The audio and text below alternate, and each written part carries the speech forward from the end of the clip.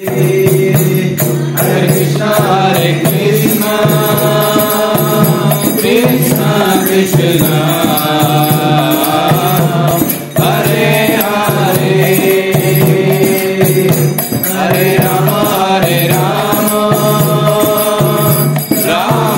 Rama Hare Hare Hare Krishna Hare Krishna Krishna Krishna Hare Hare Hare Rama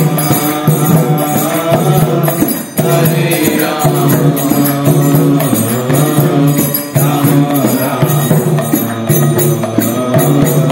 Hare Hare Hare Krishna Hare Krishna Krishna Krishna Hare Hare Shri Radha Krishna चंद्र भगवान की जय। कलियुगाम श्री हरिनाम संकीर्तन की जय।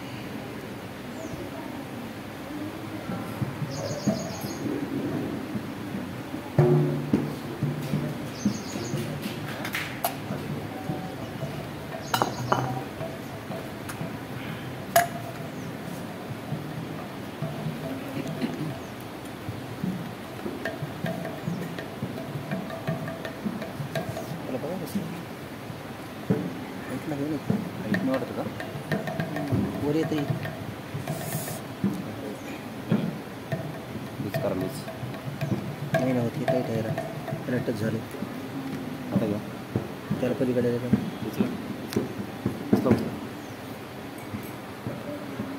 हां बस परफेक्ट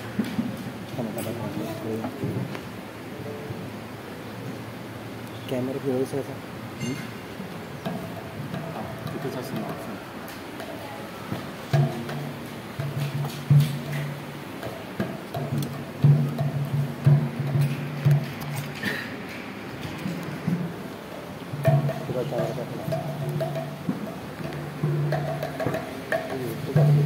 असंच लावा तू जास्त करून पाहिजे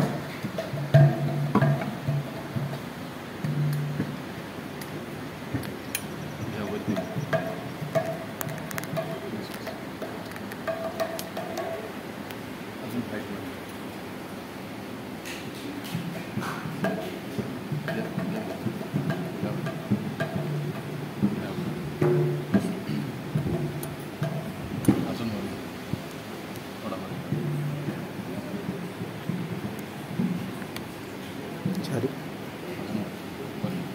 त्याला लूज करा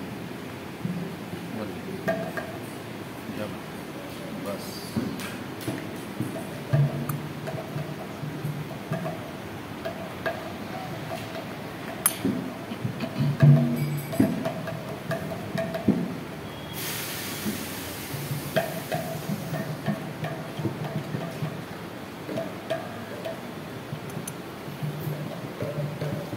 जय राधा माधव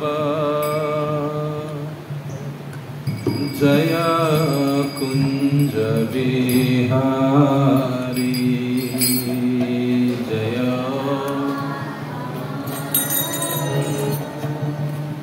जय कुंज बिहारी जय राधा माधव जय कुंज बिहारी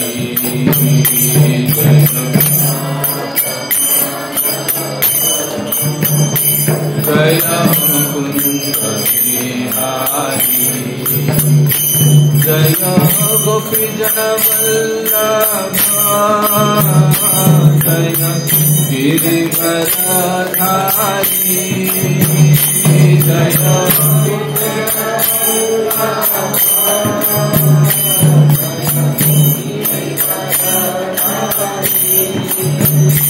जय गोपी जन वल्लभा जय गिरिवरधारी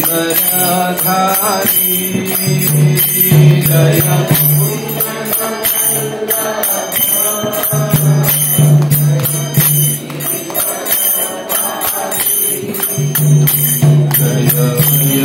यशोदानंदन जय व्रजधरंजन जय Yashodanandan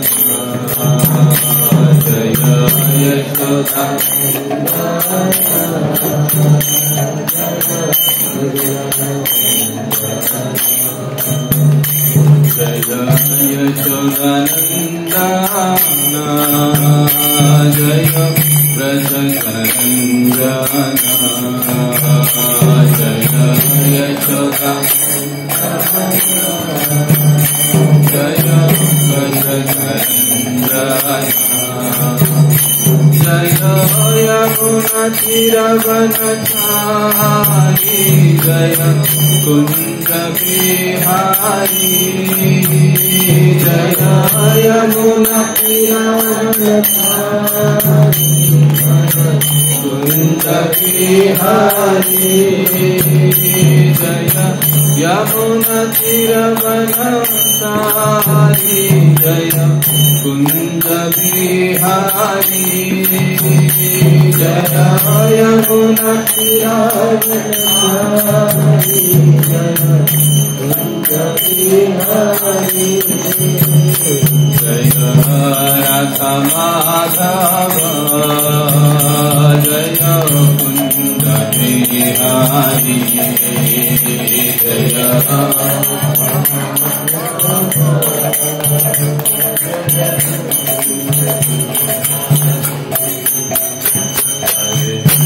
Hare Krishna, Krishna Krishna Hare Hare, Hare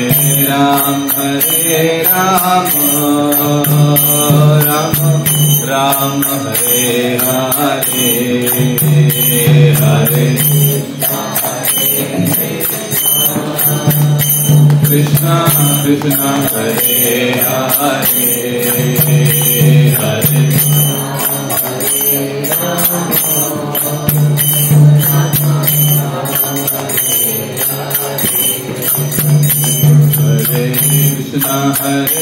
Krishna, Krishna Krishna Hare Hare, Hare Ram,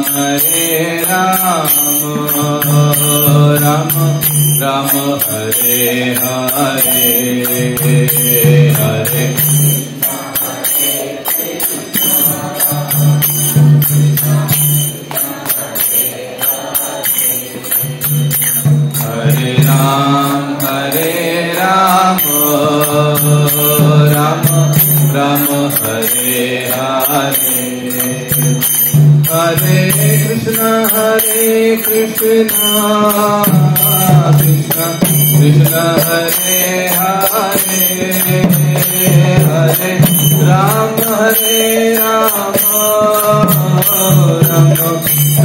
Hare Hare, Hare Krishna, Krishna Hare Hare, Hare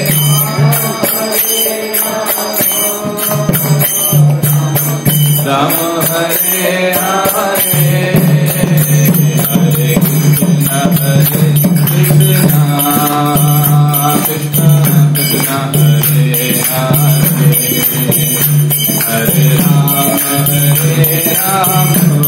Hare Ram, Ram Hare Hare, Hare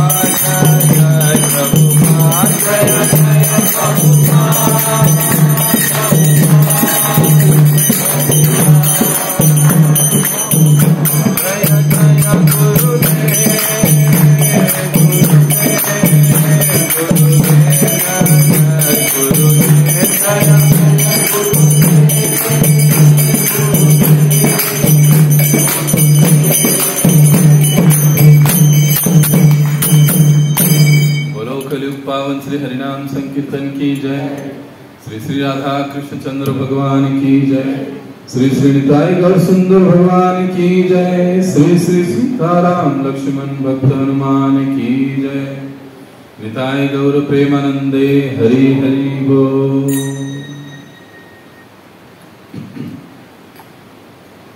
ओम अज्ञानतिमिरन्धस्य ज्ञानाञ्जनशलाकया चक्षुरुन्मिलितं येन तस्मै श्री गुरवे नमः। श्री चैतन्य मनोभीष्टं स्थापितं येन भूतले स्वयं रूप कदा मह्यं ददाति स्वपदान्तिकं। वन्देऽहं श्रीगुरौ श्रीयुतापदकमलं श्रीगुरुन् वैष्णवांश्च। श्रीरूपं साग्रजातं सहगना रघुनाथान्वितं तं सजीवं साद्वैतं सावधूतं परिजनसहितं कृष्णचैतन्यदेवं। श्रीराधा कृष्णपादां सहगना ललिता श्रीविशाखान्वितांश्च। नमो ॐ विष्णुपादाय कृष्णप्रेष्ठाय भूतले श्रीमते भक्तिवेदान्तस्वामिनिति नामिने। नमस्ते सारस्वते देवे गौरवाणी प्रचारिणे निर्विशेष शून्यवादी पाश्चात्यदेशतारिणे। नमो महावदन्याय कृष्ण प्रेम प्रदायते कृष्णाय कृष्ण चैतन्य नामने गौरविषे नमः। हे कृष्ण करुणा सिंधो दीनबंधो जगत्पते गोपेश गोपिका कांत राधा कांत नमस्तुते। तप्त कांचन गौरांगी श्री राधे वृंदावनेश्वरी वृषभानुसुते देवी प्रणमामि हरिप्रिये। वाञ्छाकल्पतरुभ्यश्च कृपा सिन्धुभ्येव च पतितानां पावनेभ्यो वैष्णवेभ्यो नमो नमः। जय श्री कृष्ण चैतन्य प्रभु नित्यानंद श्री अद्वैत गदाधर श्रीवासादि गौर भक्तवृंद। हरे कृष्णा कृष्ण कृष्ण हरे हरे हरे राम राम राम हरे हरे।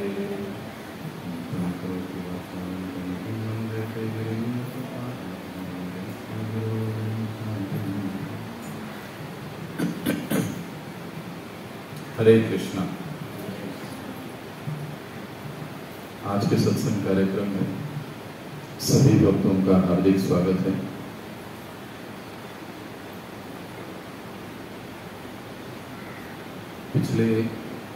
पिछले रविवार से हमने जो विषय आरंभ किया था कि भक्ति क्यों की जाए, एक कॉमन प्रश्न है सभी का, क्या करायची भक्ति, क्यों करना चाहिए भक्ति। और उस विषय पर चर्चा करते हुए हमने ये देखा था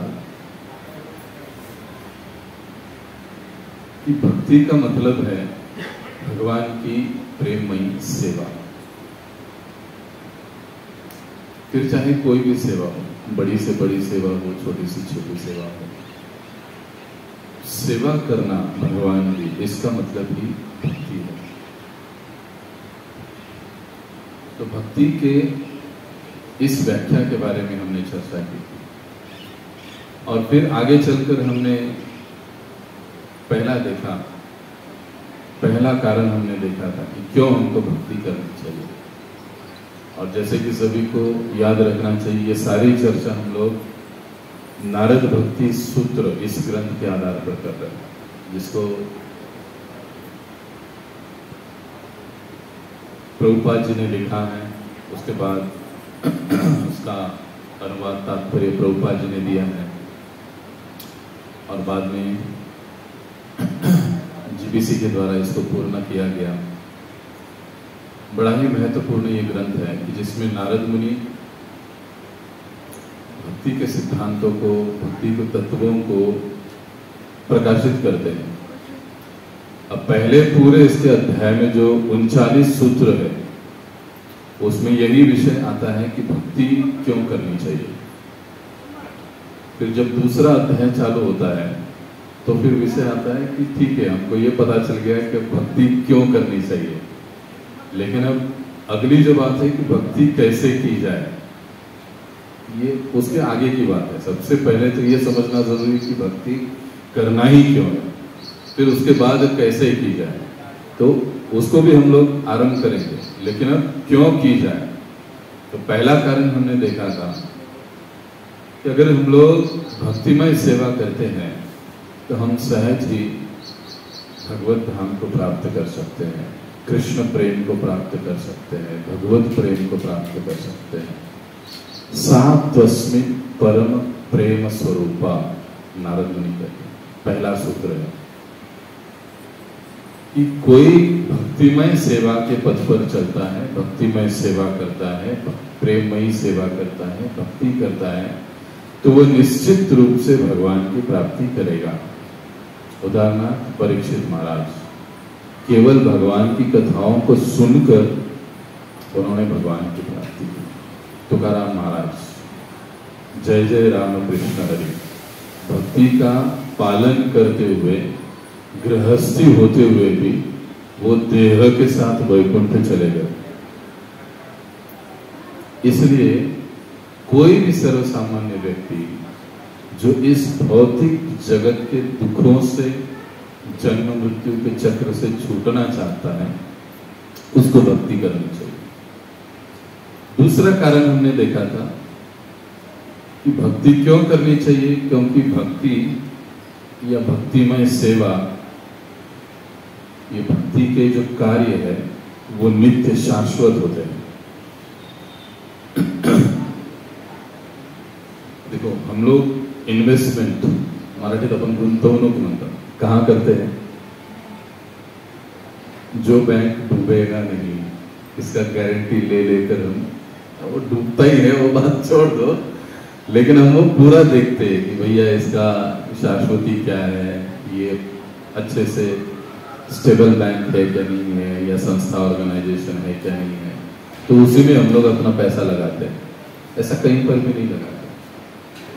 तो जहां पर हमको शाश्वतता दिखाई देती है, हम लोग वहां पर इन्वेस्ट करते हैं।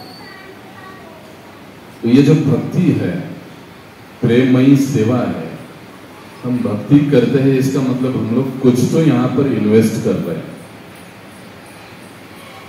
भगवान ने जो हमको 50-60 साल का समय दिया है, उस समय को हम लोग क्या कर रहे हैं, यहाँ पर इन्वेस्ट कर रहे हैं, बराबर लगा रहे हैं यहाँ पर। हालांकि हमको ऐसे लगता है माझा वेळ भी देतोय ना, पर वो समय तो दिया है एक्चुअली भगवान ने ही दिया है, लेकिन वो समय हम लोग भगवान की सेवा में लगा रहे हैं। इसका मतलब क्या है? इसको गीता में भगवान ने क्या कहा है? नेहा विक्रमनाशोस्ति प्रत्यवायो न विद्यते स्वल्पम अपस्य धर्मस्य त्रायते महतो भया। क्या कह रहे हैं कि अगर थोड़ा सा भी, स्वल्प सा भी इस पथ पर कोई प्रगति करता है, आगे चलता है, तो मैं उसका सबसे बड़े भय से रक्षण करता हूं, मैं हमेशा उसका रक्षण करता हूं। भगवान कहते हैं भगवद गीता में। और भगवान वचन देके मुकरते नहीं है। हम लोग क्या करते हैं? वचन देके घूम जाते हैं, है ना? हम सत्संग में आएंगे, लेकिन अगले दिन, अगले संडे छुट्टी मार देते हैं, तो नहीं आएंगे हम लोग। लेकिन भगवान ऐसे नहीं है। भगवान जो बात कहते हैं उसको करते हैं, फिर उसके लिए उनको दुनिया रन छोड़ रहा है बोले, उनको कोई प्रॉब्लम नहीं है। उसके लिए बोले कि ये वचन निभाने वाले नहीं है, निहत्ते रहेंगे, ऐसे कुरुक्षेत्र में भगवान ने वचन लिया था, मैं किसी पर अस्त्र शस्त्र नहीं चलाऊंगा। लेकिन भगवान दौड़ पड़े किसके ऊपर? भीष्म पितामह के ऊपर। क्यों? वहां पर उन्होंने चिंता नहीं की कि अरे दुनिया वाले क्या कहेंगे, नहीं। तो भगवान अपने भक्तों के लिए कुछ भी कर सकते हैं। तो जो समय हम लोग भक्ति में देते हैं वो हमारा शाश्वत इन्वेस्टमेंट है, वो कभी नष्ट नहीं होता। अभी हमने थोड़ी सी भी सेवा यहाँ पर की है तो भगवान उसको याद रखते हैं, हम लोग भूल जाते हैं लेकिन भगवान याद रखते हैं। और इसके उदाहरण में हमने क्या देखा था? भरत महाराज की कथा देखी थी कि कैसे भरत महाराज अपने राजपाट को छोड़कर जंगल में आ गए भगवान की प्राप्ति के लिए, और फिर एक हिरणी में आसक्त हो गए, फिर कैसे उनका आगे जन्म बीतता गया। इस कथा के माध्यम से हम ये समझे कि जो भक्तिमय सेवा होती है वो नित्य होती है, शाश्वत होती है, जो कभी नाश नहीं होती है। तो बुद्धिमान वही आदमी है जो अपने को यानी स्वयं को, जो मनुष्य जीवन में समय मिला है, वो समय कुछ समय निकालकर भगवान की सेवा में लगाए। ऐसा अगर वो करेगा तो उसका ये जो कार्य है ये नित्य रहेगा, जो उसको मृत्यु के बाद भी काम आएगा। इसीलिए भक्ति करनी चाहिए। अब तीसरी चीज, ये दो बातें हम पिछली बार देखे थे, हमने इसके ऊपर विस्तार से चर्चा की थी।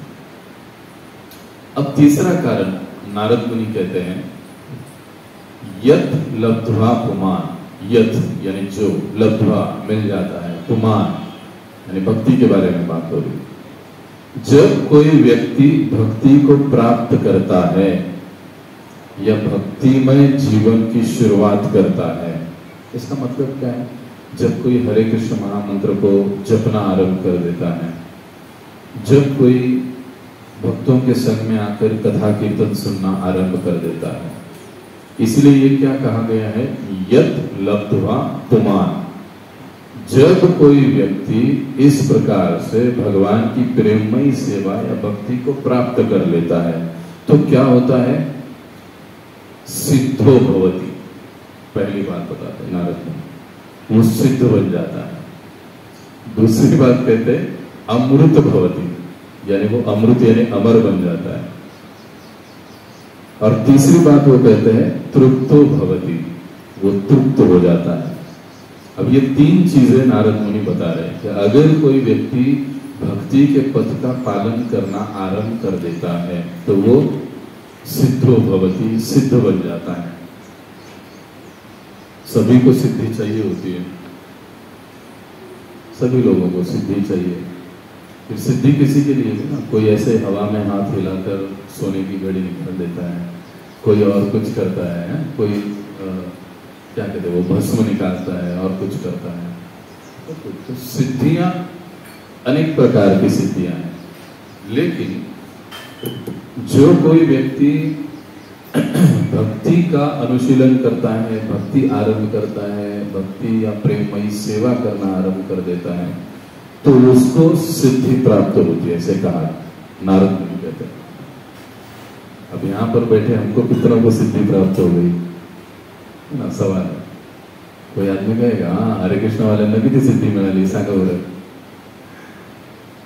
लेकिन सबसे उत्तम या महत्वपूर्ण सिद्धि क्या है? सबसे उत्तम महत्वपूर्ण सिद्धि क्या है? और सिद्धियां अनेक प्रकार की होती है।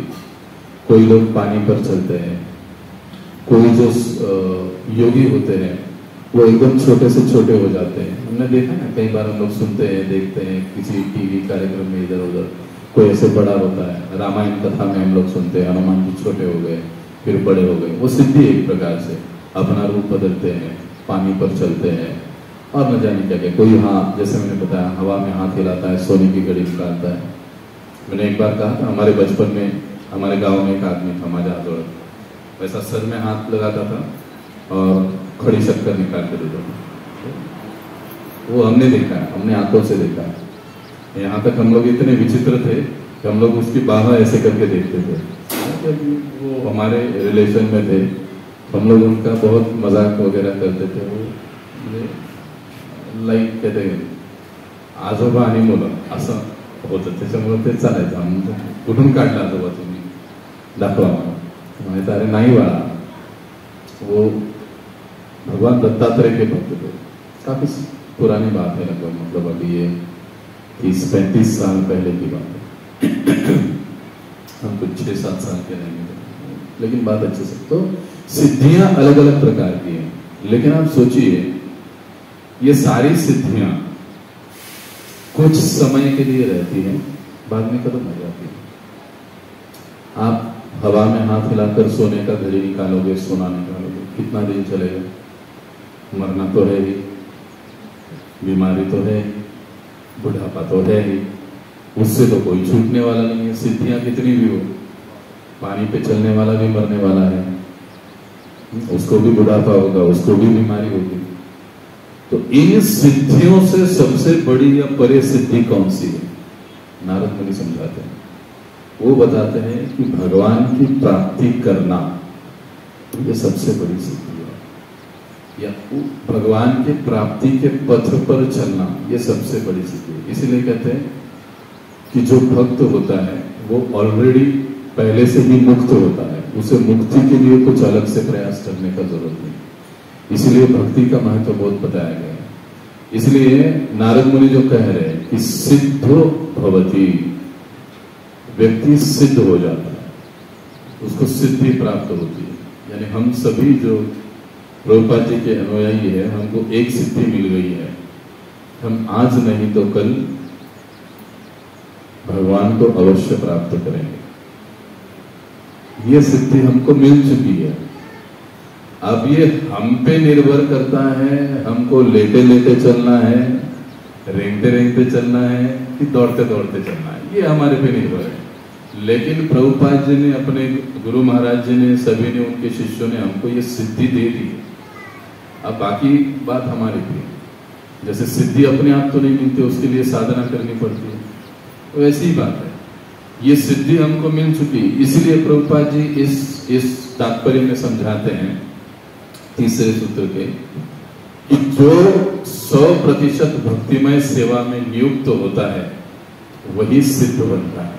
ये प्रभुपाद जी का सेंटेंस है, इसीलिए मैंने वो एज इट इज कोट किया कि जो 100% भगवत सेवा में नियुक्त होता है वो सिद्धि प्राप्त करता है. इसलिए हमने कहा कि इन्होंने ऑलरेडी दे दी है. अब वो आगे हम पर निर्भर करता है कि हम लोग को कितना फास्टली उसको लेते हैं. अब दूसरी बात नारद मुनि कहते हैं कि अमृत भवति. अमृत, तो लास्ट बार हमने एक बार चर्चा की थी. अमृत यानी सभी को पता है कि स्वर्ग में होता है, जो पीता है वो मरता नहीं है. अमृत भवति. अब जो भगवत भक्ति को स्वीकार कर लेता है, भगवान की प्रेममयी सेवा में जुड़ जाता है, वो अमृत हो जाता है. मतलब ये भक्त लोग, ये हरे कृष्णा वाले मरते नहीं है क्या? कई लोग सवाल पूछ सकते हैं. जरूर शरीर का मृत्यु होता है. जिसने शरीर लिया है उसका मृत्यु निश्चित है. इसके लिए कोई अपवाद नहीं है. भगवान ने गीता में इसको बताया, जातः शहीद हो जन्म. जिसका जन्म हुआ है उसका मृत्यु निश्चित है. लेकिन हर जीवन में हमारा जो संघर्ष है, हमारा संघर्ष का मतलब क्या है? आत्मा का संघर्ष, वो चालू है. किसके लिए? अलग अलग चीजों के लिए, व्यक्तियों के लिए, वस्तुओं के लिए. उसके लिए हम लोग घोर कष्ट उठाते हैं और वो हर जन्म में चालू है.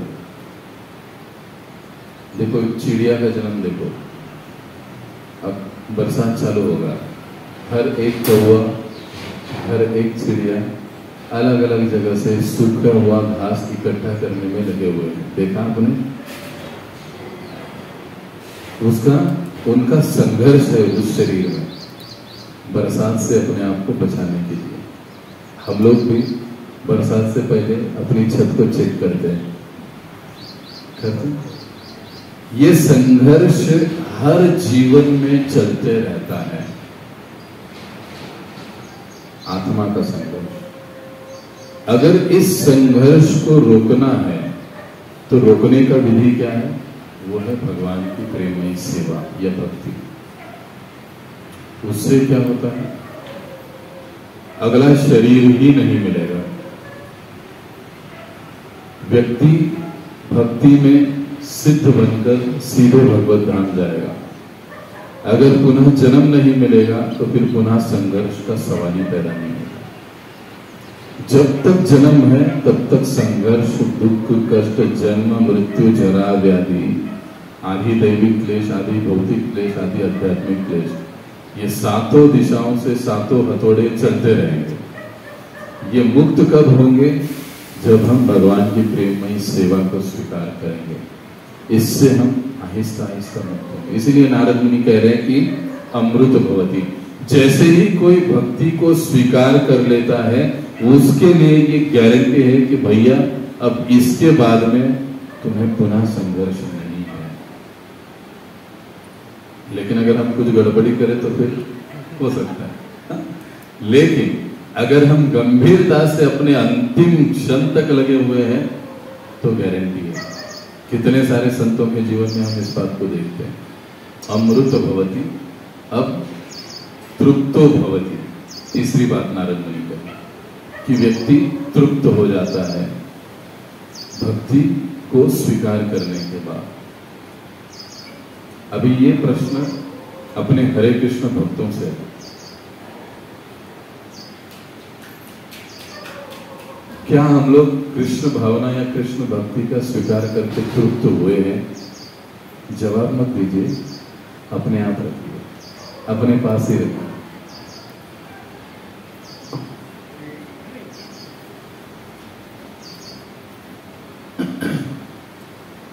निश्चित रूप से तृप्त है। एक बढ़िया उदाहरण प्रभुपाद जी देते हैं। एक बार एक शिष्य ने प्रभुपाद जी से प्रश्न पूछा, प्रभुपाद जी हम लोग भगवान की सेवा कर रहे हैं, लेकिन हमारी सेवा से भगवान प्रसन्न है, ये हमको कैसे समझ में आएगा? सवाल एकदम सही है। हम लोग तो सेवा कर रहे हैं दिन रात, कई सारे भक्त लोग दिन रात सेवा करते हैं, लेकिन समझ में कैसे आएगा कि भगवान प्रसन्न है हमारी सेवा से? तो प्रभुपाद जी ने बड़ा सुंदर जवाब दिया उनको। रोज खाना खाते हो, प्रसाद खाते हो? आप प्रभुपाद जी। तो प्रसाद खाने पर क्या होता है? सिर्फ पेट भरता है कि और भी कुछ होता है? तो थोड़ा सोच कर जवाब देने लगे जिन्होंने सवाल किया। हाँ प्रभु जी, प्रभुपाद पेट भर जाता है। हाँ, पेट भरने के बाद एकदम तृप्त शांति महसूस होती है कि हाँ, भूख लगने के बाद आदमी कैसे होता है और खाना खाने के बाद आदमी का स्वभाव कैसे होता है, अंतर है ना। उसके बाद और भी कुछ होता है। प्रभुपाद जी ने कहा हाँ प्रभुपाद जी, जब हम प्रसाद देते हैं, खाना खाते हैं, तो हमारा शरीर भी हष्ट पुष्ट हो जाता है, तंदुरुस्त हो जाता है, स्वस्थ हो जाता है। तो जब आपका शरीर तंदुरुस्त है, आप तृप्त हैं, आपका पेट भरा हुआ है, इसका मतलब आपने प्रसाद खाया है। जिस प्रकार से प्रसाद खाने से या खाना खाने से ये तीन चीजें अपने आप में हमको दिखाई देती है, उसी प्रकार प्रभुपाद जी समझा रहे, हम लोग भगवान की सेवा करते हैं तो सेवा करते करते हमें कितनी मात्रा में समाधान आया है। मराठीत सांगणं शब्द आहे समाधान, आणि महाराज छान सांगतात, चित्ती असो द्यावे समाधान। जहां पर समाधान नहीं है वहां पर क्या कहते हैं, लोभ है, मोह है। लेकिन जहां पर समाधान है वहां पर लोभ और मोह, इनके लिए कोई जगह नहीं। इसलिए तुकाराम महाराज जी भी बार बार कहते, चित्ती असो द्यावे समाधान, चित्तामध्ये समाधान असावं। तो जब हम भगवान की सेवा करते हैं तो अपने आप ही हृदय में, हमारे चित्त में एक अलग प्रकार की तृप्ति या समाधान हमको महसूस होता है। इसलिए मैंने कहा कि ये जवाब अपने पास ही रखिए, मुझे मत दीजिए। आप हाँ कहोगे तो भी मुझे पता नहीं चलने वाला, और ना कहेंगे तो भी मुझे पता नहीं चलने वाला क्योंकि ये हर एक को अपने आप का अनुभव की बात, अपने आप की, हर एक साधक के अनुभव की बात। तो प्रभुपाद जी समझाने लगे कि ये समाधान जब आपको महसूस हो रहा है तो समझिए कि आपकी सेवा से भगवान प्रसन्न है। वो सेवा करते हुए आपको अगर प्रसन्नता हो रही है, प्रसन्नता लग रही है, तो समझिए आपकी सेवा से भगवान प्रसन्न है। तो इस प्रकार से नारद मुनि जो ये 3 चीजें बताए, सिद्धो भवति, अमृत भवति और तृप्तो भवति। हमें वास्तविक सिद्धि चाहिए, हमें अमृत बनना है, और तीसरी चीज हमें तृप्त होना है, समाधान प्राप्त करना है, तो हमको भगवत सेवा में जुड़ना पड़ेगा। इसीलिए हमको भगवत भक्ति करनी चाहिए। बोलो श्री राधा कृष्ण चंद्र भगवान की जय, श्री श्री निताई गौर सुंदर भगवान की जय, जगत गुरु श्रील प्रभुपाद की जय। इसका सबसे बड़ा उदाहरण क्या है? अम्बरीश महाराज, क्षमा करें, अम्बरीश महाराज। अम्बरीश महाराज कौन थे? राजा थे। इतने बड़े राजा होने के बाद देखिए, जब व्यक्ति के पास सत्ता होती है, संपत्ति होती है, तो स्वाभाविक रूप से व्यक्ति इंद्रिय भोग की ओर भागता है। ये चाहिए, वो चाहिए, ये लेना है, वो लेना है, ऐसा करना है, वैसे करना है। लेकिन अम्बरीश महाराज जी का उदाहरण हम लोग भागवत में देखते हैं। इतने बड़े सम्राट थे अम्बरीश महाराज, लेकिन वो सिद्ध भी थे, अमृत भी थे और शांत थे। दुर्वासा का और उनका इतना झगड़ा हो गया, लेकिन उन्होंने कभी दुर्वासा मुनि का कॉलर नहीं पकड़ा। हमको कोई अगर मराठी तर आरे म्हटलं तर आपण त्याला धावेच कार्य म्हणून मोकळतो। ऐसे क्यों हुआ? क्योंकि वो भक्ति के पथ पर अग्रसर है। अब उल्टा दूसरा दुर्वासा मुनि का उदाहरण देखिए। दुर्वासा मुनि भक्त थे क्या? किस पद पर थे? योगी, ध्यानी, कौन थे दुर्वासा मुनि? योगी, बराबर, तो योगी थे। बात क्या हुई? अम्बरीश महाराज जी ने एकादशी ब्रेक की, क्योंकि तो समय हो रहा था, चरणामृत ले लिया, और दुर्वासा मुनि उनके पास मेहमान के रूप में गए थे। और जब उनको पता चला कि अम्बरीश महाराज ने मेरे पहले ही खा लिया, कितना गुस्सा आ गया उनको, एकदम झगड़ा करने आ गए। क्रोध कब आता है? जब चित्त में समाधान नहीं होता है तब क्रोध आता है। अगर जब चित्त शांत होता है या चित्त तृप्त होता है तो क्रोध नहीं आता है। प्रायः क्रोध का कारण अहंकार और अतृप्तता होता है। जब व्यक्ति तृप्त नहीं होता है या जिसमें अहंकार है, ऐसा व्यक्ति क्रोधी है। और हम दुर्वासा मुनि के उदाहरण में ये देखते हैं। हालांकि अम्बरीश महाराज को बिल्कुल क्रोध नहीं है किसी प्रकार का। उन्होंने कितने बढ़िया तरीके से उनको सारे प्रसंगों को उन्होंने हैंडल किया। हम लोग पूरा भागवत में पूरी कथा को हम लोग पढ़ते हैं। इसलिए भक्ति के पथ का जो महात्म्य है वो अनन्य साधारण है। इसलिए नारद मुनि जानबूझकर यहां पर तीनों चीजें बता रहे हैं। सिद्ध हो जाता है, स्वयं साक्षात भगवान नारायण ने उनके लिए सुदर्शन चक्र भेजा, सिद्धता। और अमृत भवति, वीरभद्र मारने के लिए दौड़े, क्या क्या हुआ, लेकिन फिर भी बच गए। अमृत, कोई नहीं मार सकता।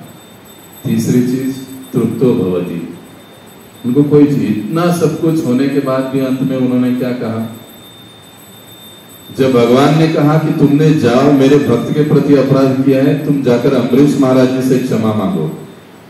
दुर्वासा मुनि उनके पास आ गए तो अम्बरीश महाराज जी ने क्या बोला, अरे क्षमा काहे की बात, आप तो मेरे अतिथि है, आपसे कोई अपराध ही नहीं हुआ, आपसे कुछ अपराध हुआ है ऐसे मैं मानता ही नहीं हूं।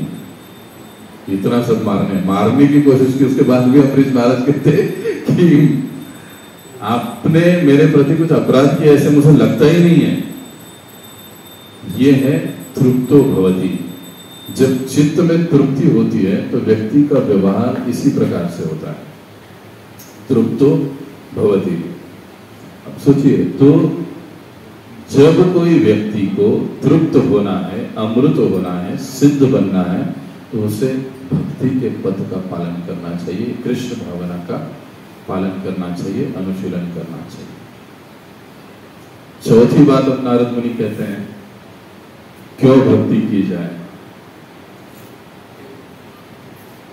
भक्तिमय सेवा के द्वारा, अब ये चौथा कारण है, केवल भक्तिमय सेवा ही ऐसी है, नारद मुनि कहते हैं, कि जिससे व्यक्ति निष्काम बन जाता है, पहली चीज। दूसरी चीज नारद मुनि कहते हैं कि वो ब्रह्मभूत के स्तर को प्राप्त कर लेता है। ब्रह्मभूत प्रसन्नात्मा न सोचती न कांक्षति, गीता में भगवान कहते हैं। नारद मुनि कहते हैं कि अगर इस स्तर तक जाना है तुमको, तो तुमको भक्तिमय सेवा करनी पड़ेगी। उदाहरण क्या है, फिर से देखिए, अब मैं सवाल पूछता हूं आपको, विदुर जी कौन से मार्ग के हैं? भक्ति मार्ग के हैं, योग मार्ग के हैं, ध्यान मार्ग के हैं, ज्ञान मार्ग के हैं, कौन से मार्ग के हैं? हाँ, भक्ति मार्ग, बराबर। अब हमने देखा दुर्वासा मुनि कौन से मार्ग पर है? योग मार्ग पर है। अब विश्वामित्र मुनि, ये कौन से पद पर है? ज्ञान योग, बराबर। अब ये तीन उदाहरण है, देखिए, अब ये तीन उदाहरण, व्यक्ति निष्काम बन जाता है। दुर्वासा मुनि सिद्धि की प्राप्ति करते हैं, उनके पास इतनी सारी सिद्धियां हैं, लेकिन छोटी छोटी बातों पर गुस्सा हो जाते हैं, किसी को भी श्राप देते हैं। तो क्या ऐसा व्यक्ति निष्काम है? नहीं। अब विश्वामित्र मुनि तपस्या करने के लिए बैठे हैं, लेकिन किस लिए तपस्या कर रहे हैं? उनको दूसरे मुनि, क्या उनका नाम, ब्रह्मर्षि पद पर उनको जाना था, उनको ब्रह्मर्षि पद चाहिए था, इसके लिए वो तपस्या कर रहे थे। विश्वामित्र मुनि और दूसरे मुनि, काफी दोनों की दुश्मनी रहती थी। वशिष्ठ, राइट, वशिष्ठ मुनि, उनसे भी बड़ा पद उनको चाहिए था, इसके लिए वो तपस्या कर रहे थे। अभी ये दो हो गए, तो इन दोनों को देखा जाए तो निष्कामता का सवाल ही नहीं आता, इनमें आता है। अब विदुर जी के पास आइए। विदुर जी पूरे जीवन भर वो भक्त थे, सेवा किनकी करते रहे? सेवा किनकी की उन्होंने? धृतराष्ट्र की सेवा, कौरवों की सेवा, पूरा जीवन भर वो उनकी सेवा करते रहे। बदले में क्या ले लेते थे?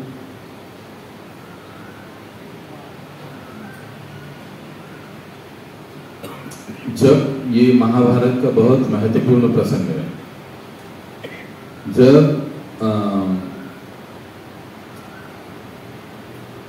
धृतराष्ट्र, पांडु और विदुर जी, इनमें से तीनों में से एक को राजा चुनने की बात आई, तो भीष्म पितामह ने पांडु को चुना। लेकिन पांडु से भी पहले वो ये चाह रहे थे कि विदुर विराजमान हो राजा बनने के लिए, क्योंकि वे उतने सक्षम हैं, क्योंकि पांडु भी शारीरिक दृष्टि से अक्षम थे, कमजोर थे उस समय। लेकिन एकमात्र विदुर ही ऐसे थे कि वो अच्छे हष्ट पुष्ट थे, तो भीष्म पितामह भी सोच रहे थे कि क्यों ना विदुर को ही राजा बनाया जाए हस्तिनापुर का। आप सोचिए अगर विदुर जी धृतराष्ट्र की जगह होते तो महाभारत का कथा ही कुछ अलग होता। हा? लेकिन जब ये बात लेकर, ये प्रस्ताव लेकर सबसे पहले भीष्म पितामह विदुर जी के पास जाते हैं तो कहते हैं कि देखो विदुर, धृतराष्ट्र तो जन्म से ही अंधा होने के कारण वो राजा नहीं बन सकता। अब रहा पांडु, तो पांडु नाम है क्योंकि उनको पहले से ही पंडु रोग था, यानी खून की कमी थी उनमें बहुत सारी, उसको आयुर्वेदिक भाषा में पंडु रोग कहते हैं। तो कहे उनका भी थोड़ा सा मुझे ठीक नहीं लग रहा है, आप हो तो मैं ये सोच रहा हूं कि आप हस्तिनापुर का राजपाट स्वीकार। तो विदुर जी बहुत बढ़िया जवाब देते हैं, देखो पितामह आपकी इच्छा तो बहुत अच्छी है, लेकिन क्योंकि मैं एक दासी पुत्र हूं तो मुझे राजगद्दी पर बैठना ही नहीं चाहिए, मुझे राजगद्दी पर बैठना नहीं चाहिए। वैसे आप मुझे दे रहे हो ये, लेकिन मैं ये समझता हूं कि आगे चलकर कुछ प्रतिवाद होने से अच्छा है कि मैं दासी पुत्र होने के कारण मैं इसको नहीं स्वीकार करूंगा। मुझे आप दूसरा कोई भी सेवा दीजिए, जो भी राजा बनेगा उनका मैं सेवा करूंगा। और फिर तब उनको महामंत्री बनाया गया। अब आप सोचिए कि हस्तिनापुर का इतना बड़ा राजपद उनके पास आया था, लेकिन विदुर जी ने उनको नकार दिया। ऐसा कौन कर सकता है? जो व्यक्ति निष्काम है, जिसको कोई कामना नहीं। और पूरे विदुर जी के जीवन में हम लोग देखते हैं कि कौरवों से उन्होंने कुछ नहीं किया। अंत में दुर्योधन उनको राजसभा से निकाल देता है और लिटरेरी महाभारत में लिखते हैं कि वे अपने एक जोड़ी वस्त्र के साथ ही तीर्थ यात्रा निकल पड़ते हैं, कुछ भी नहीं लेते साथ, और वैसे ही वो निकल पड़ते हैं। तो निष्कामता की जो भावना है वो व्यक्ति में तभी आती है जब व्यक्ति भक्ति के पथ पर चलता है। बाकी किसी भी पथ का आप अनुकरण करेंगे, अनुसरण करेंगे, अनुकरण नहीं, अनुसरण करेंगे तो कामना रहेगी ही। इसलिए नारद मुनि कहते हैं कि भक्तिमय सेवा के द्वारा ही व्यक्ति वास्तविक निष्काम बन सकता है। मुक्ति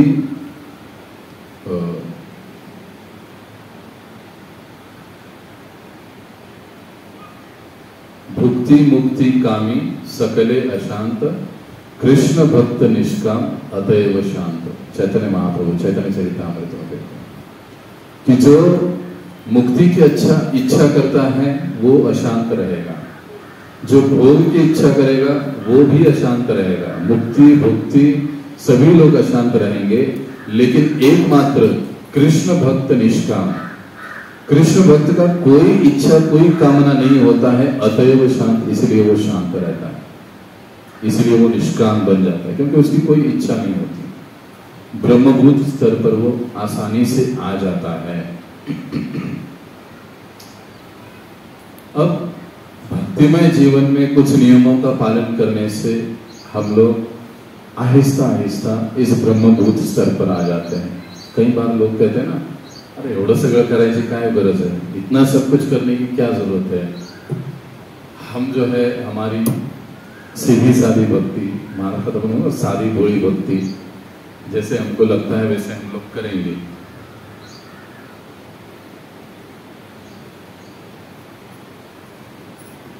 वैसे हम लोग करेंगे, कई बार लोग ऐसे कहते हैं, लेकिन बगैर नियमों का भक्ति नहीं हो सकती।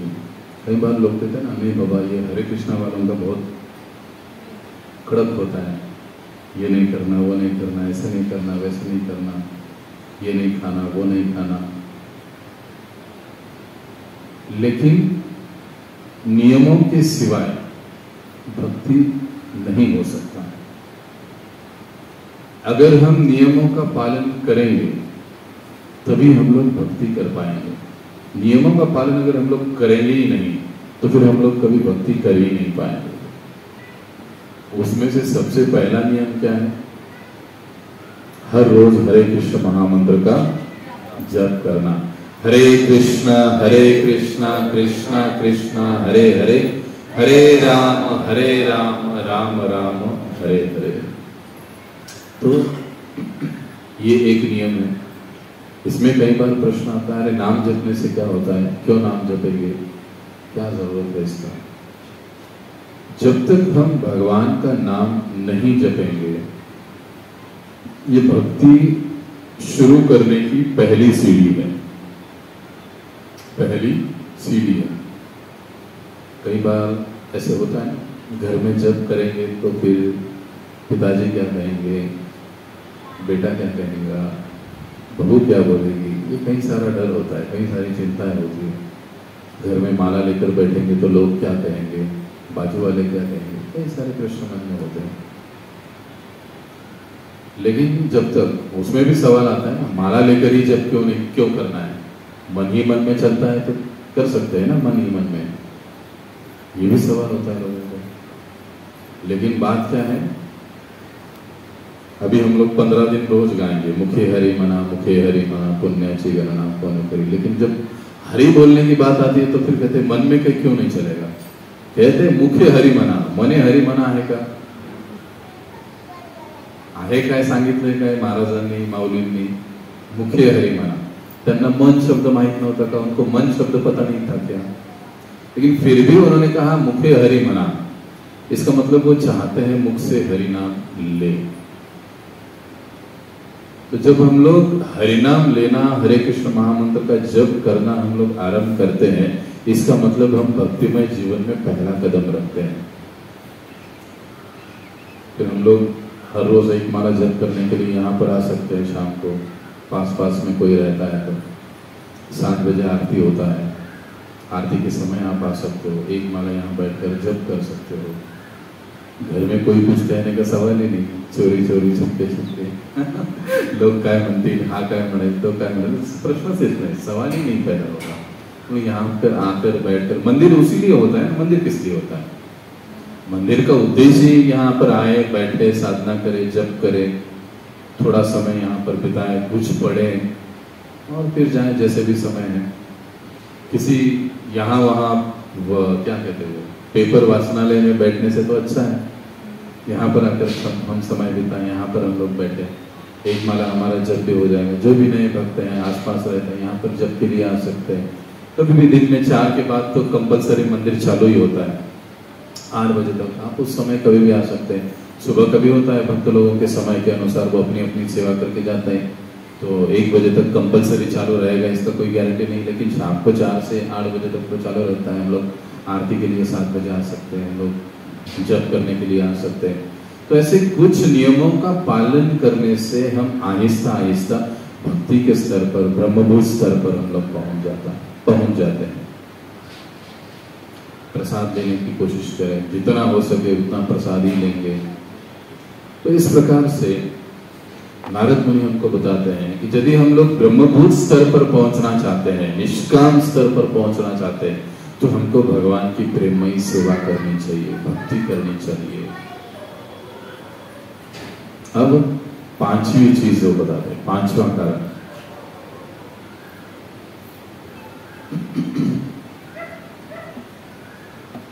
जब कोई व्यक्ति भक्तिमय सेवा या भक्ति को स्वीकार करता है तो वो आत्माराम बन जाता है। आत्मा रामस्य भवति, नारद मुनि। आत्माराम का मतलब क्या है, उसे बाहर से किसी आनंद की जरूरत नहीं पड़ती, वो अपनी सेवा, अपनी साधना, इसमें ही वो आनंदमय जीवन जीता है। आपने कितने सारे हमारे हरे कृष्ण भक्तों को देखा होगा, वो टीवी नहीं देखते, वो पिक्चर को नहीं जाते, वो गार्डन में घूमने के लिए नहीं जाते, लेकिन फिर भी वो बड़े ही आनंद के साथ घर में फैमिली के साथ रहते हैं। ऐसे कैसे होता है, यहाँ पर नारद मुनि बताया, भक्तिमय सेवा के द्वारा व्यक्ति सहज ही आत्माराम बन जाता है, यानी उसको स्वाभाविक रूप से आनंद की प्राप्ति होती है। बाहर से भौतिक चीजों से हम कहते हैं, अरे ये पिक्चर देखेंगे तो जरा मजा आएगा, ये म्यूजिक सुनेंगे तो जरा अच्छा लगेगा, मूड बनेगा हमारा, मूड अच्छा हो जाएगा, कई सारी चीजें। हाँ, उस दोस्त के साथ थोड़ा घूमने के लिए जाएंगे तो थोड़ा फ्रेश लगेगा। हम लोग बाहर से आनंद ढूंढने की कोशिश करते हैं अपने आप में, लेकिन वास्तविक आनंद कहाँ पर है? हमारे अंदर ही है। परमात्मा रूप में हर जीव के, हर व्यक्ति के हृदय में भगवान विद्यमान है। अगर हम उनके साथ आदान प्रदान शुरुआत करें तो हमको बाहर से आनंद खरीदी करने की जरूरत ही नहीं है। ये सबसे महत्वपूर्ण बात यहां पर समझा है। इसका उदाहरण क्या है? चैतन्य महाप्रभु, चैतन्य चरितामृत। अभी ये वैसे सिद्धांत के रूप से बहुत बड़ी बात है। चैतन्य महाप्रभु भगवान का नाम सुनते ही भाव विभोर हो जाते थे, नाचने लगते थे, कूदने लगते थे, गाने लगते थे, उनकी आंखों से आंसू आते थे। हमारा इतने जल्दी ऐसे कुछ नहीं होगा, डरिए मत। लेकिन चैतन्य महाप्रभु ये आत्मा राम, किसी भी प्रकार के बाहर के आनंद की जरूरत नहीं। चैतन्य महाप्रभु को हम लोग। हाँ, और एक अच्छा उदाहरण है तुकाराम महाराज। एक बार तुकाराम महाराज गन्ने की खेत की रखवाली कर रहे थे, और गन्ने की खेत की रखवाली करते करते वो अपने भजन में इतने मस्त हो गए, वो खेत कब पशु पक्षी आकर खा गए इनको पता ही नहीं चला। जब मालिक ने आकर देखा कि सारा गन्ने का खेत उजड़ चुका है तो उन्होंने बहुत भला बुरा कहा। बेचारे बड़े ही, ऐसे तो नहीं कह सकते, क्योंकि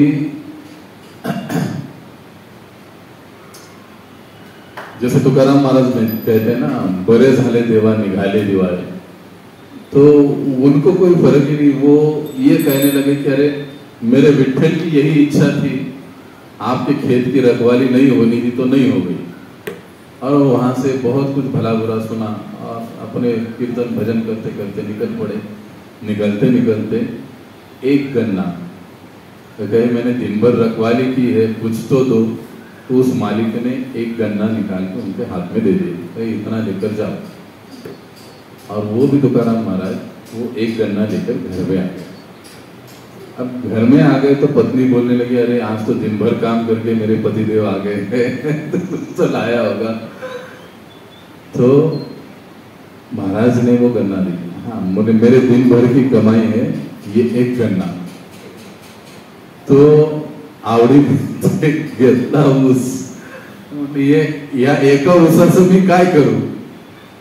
मैंने मला एवढंच मिळालं, मुझे इतना ही मिला है। तो उन्होंने वो गन्ना लिया और तुकाराम महाराज जो नीचे बैठे थे उनके पीठ पर जोर से दे मारा। जैसे ही दे मारा एक गन्ने के 2 टुकड़े हुए और 2 टुकड़े हुए। तो अब क्या कहना चाहिए तुकाराम महाराज ने? अरे बहुत अच्छा हो गया, बच्चों को काट के देने की जरूरत नहीं पड़ी, अभी एक टुकड़ा बच्चे को दे दो और एक तुम रख लो, काम खत्म। इसको क्या कहते हैं कि आत्माराम व्यक्ति, उन्हें भौतिक जगत के दुखों का सुखों का कोई प्रभाव उनके ऊपर होता ही नहीं। हालांकि हमको ऐसे लगता है कि वो कितने दुख में है, उनका पूरा बिजनेस टूट गया, उनके घर में उनकी पत्नी इतनी झगड़ालू है, लेकिन इन चीजों का उनके ऊपर कोई फर्क नहीं पड़ता है। प्रभुपाद जी उदाहरण क्या देते हैं? प्राय हम लोग भक्ति को क्या समझते हैं? भक्त लोग भी कभी कभी हम लोग भी गड़बड़ करते हैं। अरे मैं एवढी सेवा करता हूँ, एवढी भक्ति करता हूँ, मैं इतना सब कुछ करता हूँ, मेरे जीवन में भी इतना दुख क्यों है? ऐसे तो नहीं होना चाहिए, ऐसे तो नहीं होना चाहिए इतना। हाँ, बचा कुचा तो कभी डोनेशन बॉक्स में डाल भी देता हूँ 1000-2000 रुपए, फिर भी मेरे जीवन में इतना सब कुछ है, क्यों ऐसे? प्रभुपाद जी एक सुंदर उदाहरण समझाते हैं। बाहर बरसात हो रही है और हमको बाहर जाना है, तो हम लोग क्या करेंगे? छाता लेके निकल पड़ेंगे, अपना काम करें। इस दुनिया में, इस भौतिक जगत में दुख, तकलीफ, संकट, ये सारी चीजें रहेगी ही। ऐसे हो ही नहीं सकता कि किसी के जीवन में 100% सुख है, इसने दुख को देखा ही नहीं, या इसके जीवन में 100% दुख है, इसने कभी सुख देखा ही नहीं। ऐसे होगा ही नहीं, ऐसे कभी नहीं होगा। तो इस भौतिक जगत का ये स्वरूप ही है, इसीलिए भगवान क्या कहते हैं? दुखालयम अशाश्वतम। हे अर्जुन, ये जो जगत है ये दुखों का सागर है और अशाश्वत है। इसमें कोई भी चीज, कोई भी व्यक्ति शाश्वत नहीं है। एक तो वस्तु, कल एक घटना हुई, मेरे बहन के घर की घटना है, उनका मुझे फोन आया। अब दोनों मियाँ बीवी का झगड़ा चल रहा था। झगड़ा की बात ये थी कि कूलर खराब हुआ। अब वो थोड़ा गांव की किस्म की है, तो कुछ कर दिया होगा बटन इधर का उधर, तो वो कूलर हो गया। अब उस कूलर को हुआ था लगभग कुछ 6-7 साल। तो पतिदेव हमारे उनके कहने लगे कि अरे तुझ्यामुळे कूलर बिघडला। तो म्हणते आहो तो आधीच खरखर करत होता, काही झालं असेल, कुछ हो गया होगा। अब वो उनका चल रहा था, वो कहे नहीं तेरी वजह से वो कूलर बिगड़ गया, तो ठीक से देखते नहीं है, करते नहीं है, वो दोनों का चालू हो गया। तो वो दोनों का चालू हो गया। उसने मुझे फोन किया, अरे बाबा म्हणे ह्याने माझं डोकं खाल्लंय। म्हटलं काय झालं? कूलर खराब हो गया। म्हटलं आता मी काय करू त्याच्यासाठी? सीखने की बात जो है उसमें जो एक मतलब देखिए, हम लोग भौतिक जगत में से भी बहुत सी चीजें हम लोग आध्यात्मिक जीवन के लिए सीख सकते हैं। मैंने कहा कि वो कूलर खराब हो गया। अरे 7 साल हो गया वो कूलर को। हाँ, पर उसको ऐसे लगता है, म्हणजे मराठीत तिने वाक्य वापरला, म्हणे ह्याला असं वाटतं की त्या वस्तूनेच आपल्याला पार केलं पाहिजे, म्हणजे आपण मेलो तरी ती वस्तू राहिली पाहिजे। तो मैं एकदम सोचने लग गया कि अरे ये इसने क्या कह दिया। फिर बाद में ध्यान में आ गया, मेरी बात सही है। हम लोग चीजों के प्रति इतने आसक्त रहते हैं कि ऐसे लगता है कि वो चीज जीवन भर मेरे साथ रहनी चाहिए। लेकिन दुखालयम अशाश्वतम, जो अशाश्वत चीज जो हम समझ रहे हैं, इस जगत में चाहे वस्तु हो, व्यक्ति हो, स्थान हो, कुछ भी हो, या तो हम लोग उसको छोड़कर जाएंगे या वो चीज हमको, वो वस्तु हमको, वो व्यक्ति हमको छोड़कर जाएगा। लेकिन छोड़कर जाना पक्का है। मैंने कहा हाँ, ये बात तो बहुत बढ़िया है। फिर हमने उनके साथ बात किया, म्हटलं काय दाजी 7 वर्ष कूलर अजून तुम्ही वापरताय, याला काय मजा आहे? आता नवीन घेऊन या। तो बात, लेकिन कहने की बात, उनको भी बात में समझा दिया, अरे ऐसा कैसे होगा, चीज इतने साल चली अब खराब हो गई। खराब होने के लिए कुछ कारण लगता है, तो कारण से खराब हो गई, तो आप चिंता मत करो। कहने का तात्पर्य इसमें यह है कि जब व्यक्ति भक्तिमय सेवा में लगता है तो इस चीज को वो समझ जाता है कि इस भौतिक जगत में जो भी वस्तुएं, चीजें हैं, वो सब कुछ अशाश्वत है। शाश्वत कुछ भी नहीं है। शाश्वत है वो क्या है? वो भगवान और उनकी सेवा, उनका नाम, ये चीजें शाश्वत है। और इसीलिए फिर भक्त जो है या व्यक्ति जो है वो भगवत सेवा में लग जाता है, या लगना चाहिए व्यक्ति को। यदि हमको आत्माराम बनना है तो हमको भगवान की सेवा में लगना चाहिए। तो ऐसे और अभी 2-3 सेशन चलेंगे, तो आज अब तक हम लोग 5 कारण देखे कि क्यों हमको भक्ति करनी चाहिए। अब इसमें किसी का कोई प्रश्न है तो आप पूछ सकते हैं। तो अब ये भाग 2 हुआ, भाग 3 भी होगा इसका, भक्ति क्यों की जाए, बहुत सारे कारण हैं। कोई प्रश्न है आपके?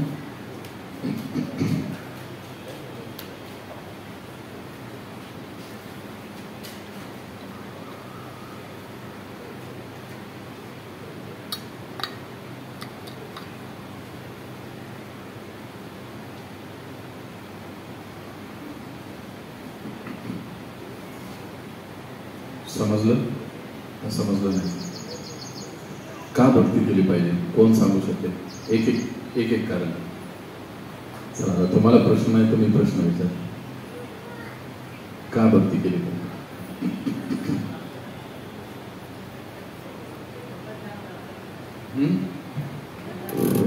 भगवंतांना प्राप्त करण्यासाठी भक्ती केली पाहिजे, बरोबर. अजून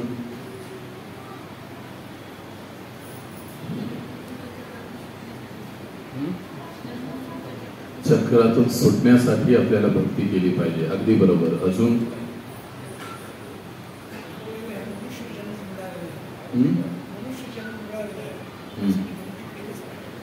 मनुष्य जन्म मिळालाय म्हणून भक्ती केलीच पाहिजे. वा. अजून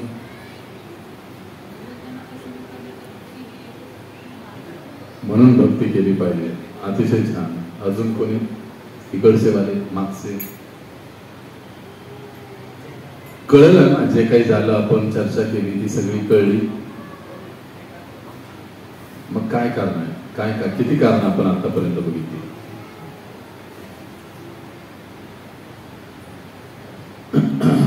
नळीतून कधी सोना आहे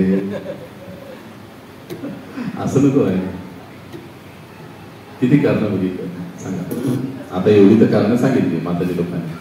हा,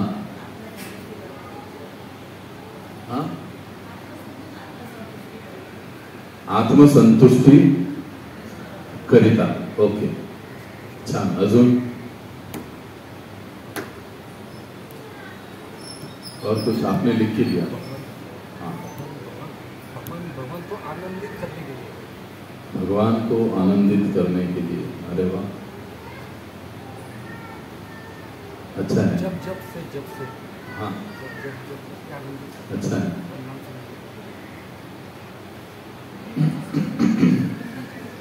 हाँ, म्हणून आपण भक्ती केली पाहिजे. ओके, पण आता हे आपण भक्त झाल्यानंतर कळलं आपल्याला. हा, पुढे. हा माताजी.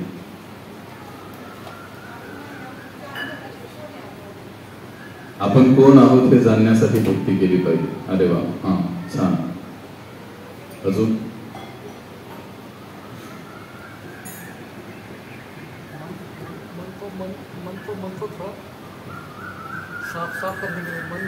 मन को साफ करने के लिए भक्ति करनी चाहिए. अच्छा, साफ करने के लिए, मन को साफ करने के लिए भक्ति करनी चाहिए. और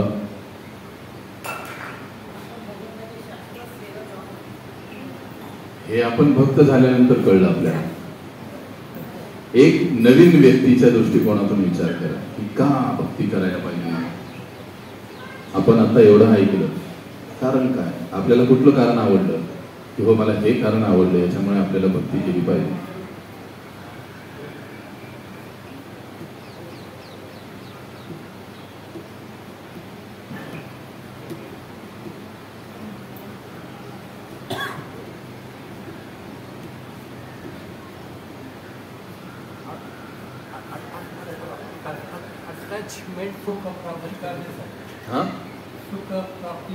सुख प्राप्ती करण्यासाठी. छान. अजून? भक्ती का केली पाहिजे? हा, मनशांतीसाठी भक्ती केली पाहिजे. छान. अजून? हे सगळ्या पॉइंटवर आपण चर्चा केली. असं नाही की आपण असंच काहीतरी बोलतोय. आपल्या जेवढी चर्चा झाली त्या चर्चेमध्ये सगळ्यामध्ये या गोष्टी होत्या. अजून? म्हणजे आपण हे घेतलं इथून, आपण जे 1 तास इथं बसलो ना, इथून आपण काय घेतलं? मी बडबडत होतो, तुम्ही ऐकत होता, का इकडून जात, पण आपण घेतलं काय हे पण खूप महत्वाचं आहे ना जायच्या आधी. अजून अजून 84 लक्ष योगीचा फेरा चुकवण्यासाठी. बरं, फेरा चुकवणं म्हणजे जन्म मृत्यू चक्रातून मुक्त होण्यासाठी. ओके. अजून भगवत धामामध्ये जाण्यासाठी. ओके. अजून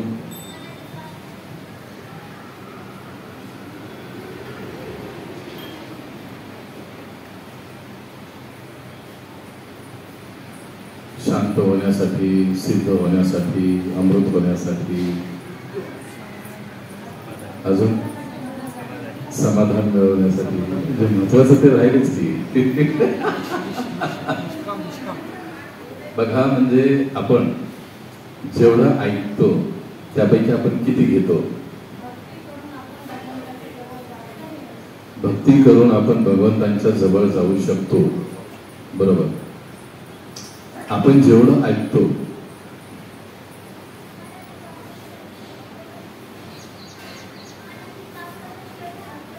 मनातली पापं नष्ट करण्यासाठी. छान. बरोबर. भक्ती केली पाहिजे. अजून काय करण्यासाठी? अच्छा अच्छा. इन्व्हेस्टमेंट. वेळ. अच्छा. हो, पण ती का वेळ गुंतवायची भगवंतामध्ये? त्याचं कारण होतं ना, म्हणून तर ते महत्वाचं आहे.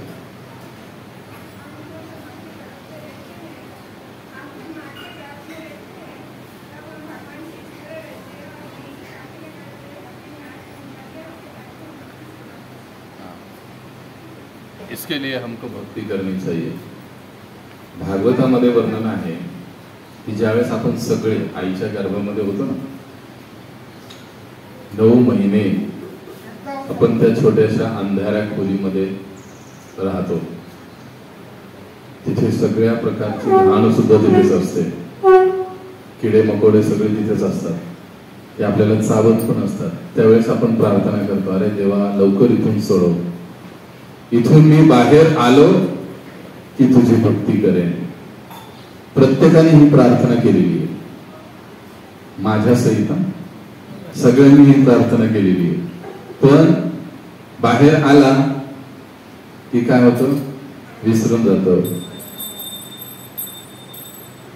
हॅपी बर्थडेच्या नादामध्ये, आई वडिलांच्या नादामध्ये, बोलो श्री राधा कृष्णचंद्र भगवान की जय, विसरून जातो आणि भक्ती राहून जाते मागे. ही प्रार्थना आपण केली आहे म्हणून साठी आपण भगवंतांची भक्ती केली पाहिजे आठवून. छान. तर या प्रकारे आपण इथं जे काही ऐकतो आहोत त्याचं थोडं घरी गेल्यानंतर आपण मनन पण केलं पाहिजे. थोडं त्याच्यावर विचार पण केला पाहिजे. आपण आज काय ऐकलं आणि आपण कसं त्या ऐकलेल्या गोष्टी आपल्या जीवनामध्ये उतरवू शकतो. सत्संगाचा फायदा तेव्हाच होतो.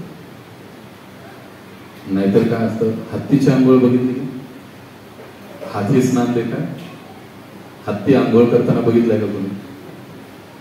कैसा नहाता है? पानी में जाता है, पानी शरीर पे लेता है, तट पर आता है और फिर धूल वापस शरीर पे लेता है. ये हाथी का स्नान है. कभी भी आप देखो, हाथी ऐसे ही स्नान असंच आंघोळ करतो. तो पाण्यात असेल तो पाण्यात जाणार, पाणी अंगावर घेणार, वर आला की परत माती सोंडेने ओढणार, परत अंगावर टाकून घेणार. तो परिवर्तन कब होता है? जब हम जो बात हम लोग सुनते हैं, सुनकर जब हम उसको मनन करते हैं, मी काय ऐकलं आणि कसं मी या गोष्टींना माझ्या जीवनामध्ये उतरवू शकतो, याच्यावर ज्यावेळेस आपण विचार करू लागतो त्यावेळेस आपल्या जीवनामध्ये आध्यात्मिक बदल, परिवर्तन घडू लागतात. जोपर्यंत आपण ते विचार नाही, इथं आलो, ऐकलो, सोडलं, प्रसाद घेतला, गेलो, परत दुसऱ्या रविवारी आलो, ऐकलं, प्रसाद घेतला, गेलो, काही उपयोग नाही त्याचा. काही उपयोग नाही असं नाही म्हणता येणार, पण ज्या अपेक्षित आपल्याला त्याचा फायदा किंवा लाभ आपल्या जीवनामध्ये दिसायला पाहिजे तो दिसत नाही. म्हणून साठी आपण इथे जे काही ऐकतोय त्याचा विचार करा, मनन करा. शक्य असेल तितक्या वेळेस मंदिरामध्ये या, आरतीच्या वेळेस उपस्थित राहा. संध्याकाळी इथे येऊन एक माळा जप करा. ज्यांना ज्यांना शक्य आहे, जवळ राहतात ते, जवळपास आहेत ते, आणि मंदिराच्या कार्यक्रमामध्ये भाग घ्या. तर आपण इथे थांबूया. खूप खूप धन्यवाद. हरे कृष्ण. जगद्गुरु श्रील प्रभुपाद की जय. अनंत कोटी वैष्णव वृंद की जय. निताय गौर प्रेमानंदे. हरि हरि बोल.